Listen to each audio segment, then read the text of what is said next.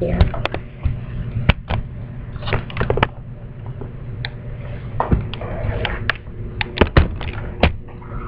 It's on you? Yes. The way of life can be free and beautiful, but we have lost the way. Charlie Chaplin said that in his ending speech from the movie The Great Dictator. As the world experienced significant intellectual growth, a sense of closed-mindedness seemed to set in for some people as well. Chaplin spoke to warn against letting greed and apathy take over our lives. We may all be individual people, but we make up one mankind, and we have to survive on this one world, and we were given a world that is big enough for everyone. Charlie Chaplin is well known for his silent films, but in The Great Dictator, he is anything but quiet.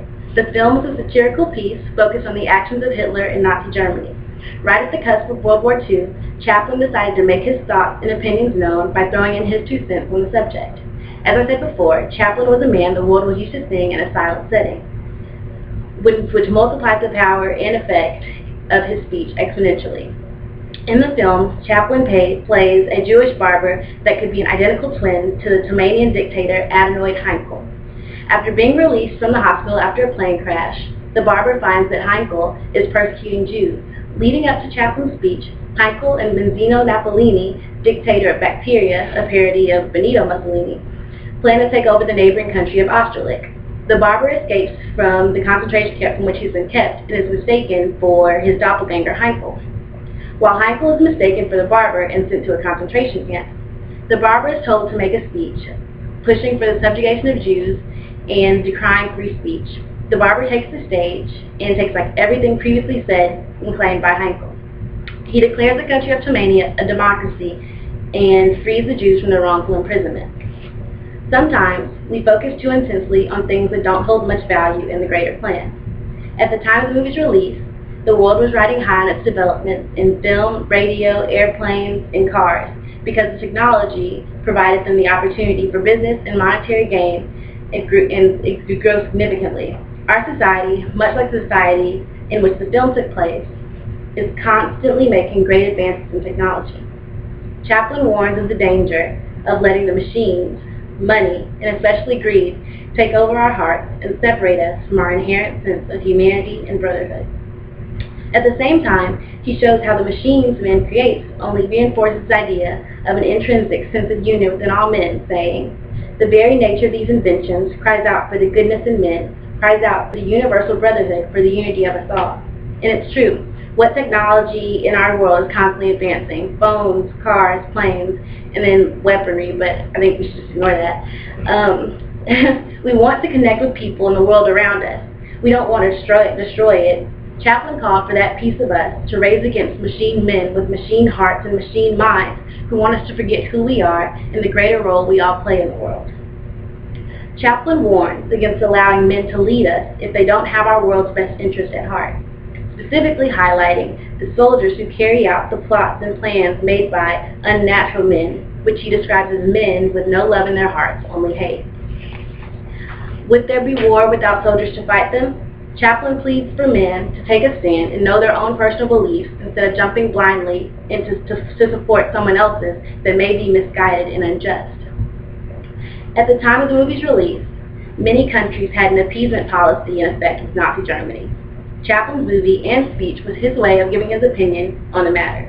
Though he gave the speech to an audience in the film, his true audience was the movie viewers. He believed it was their responsibility to stand up for their fellow men when they could not stand up for themselves. And his speech was a way of getting that across to everyone that had a very detached stance on the things happening overseas. Charlie Chaplin even mimics the speech style and patterns Hitler commonly used when addressing the masses. He starts his speech in a very soft and unassuming manner, and as the speech progressed, he became more and more passionate. He reprimands his audience for their indifference when he says, "We think too much and feel too little." But after that, he tells them not to despair, because all men die, including dictators with evil in their hearts, leaving room for only the good. The true point Chaplin hopes to make with his speech is that no one should allow their thoughts to be manipulated by anyone or anything else. We are all human beings gifted with the ability to think freely. If we'd all just go back to the basic goodness within all of us, the world would be a much better place. Charlie Chaplin ends his speech with a passage, and I would like to end my speech the same way. "Look up, Look up. The clouds are lifting. The sun is breaking through. We are coming out of the darkness into the light. We are coming into a new world, a kind new world where men will rise above their hate and brutality. The soul of man has been given wings, and at last he is beginning to fly. He is flying into the rainbow, into the light of hope, into the future, that glorious future that belongs to you, to me, and to all of us. Look up, look up. Does anybody have any questions? Well, did Hitler ever actually see this movie? Yeah, he actually did. He banned it from Germany and all the countries that the Nazis had taken over, but he ordered it from Portugal and saw it apparently twice, but he never said how he felt about it. I heard you say that Charlie Chaplin played a Jew man in the movie, a Jewish man in the movie. Was he actually a Jewish man? Or? He wasn't. He just felt really passionate about it, I guess. Yes, how did Charlie Chaplin feel about the film?